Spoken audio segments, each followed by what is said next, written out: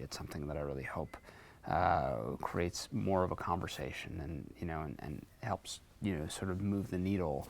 I'm not sure that there has been enough done for victims of clergy abuse, and I'm not sure there's been enough reform, frankly. There are two themes which really powerfully start to jump to the surface, and these are two themes that Tom and I started talking about very early on. The first one is deference and complicity. How does something like this happen? How do people look the other way?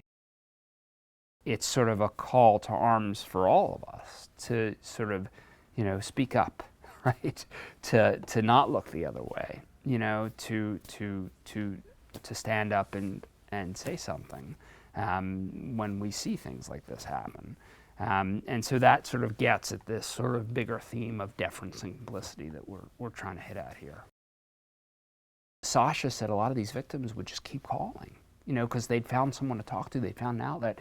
And for these reporters to have to turn into therapists in some ways and have to deal with this sort of emotional turmoil, I mean, that is challenging. And so I think incredibly heroic.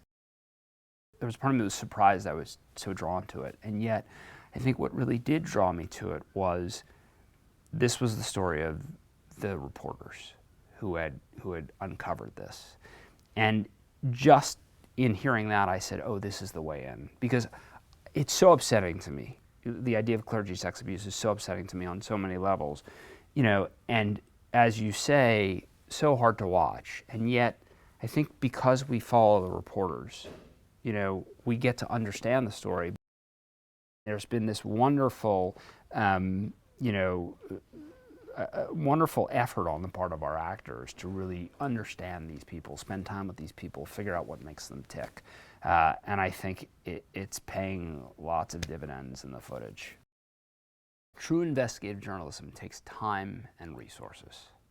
You need to have an institution that is willing to let you roam free for months at a time in order to bring home the story. And that is something that I think doesn't happen as much anymore.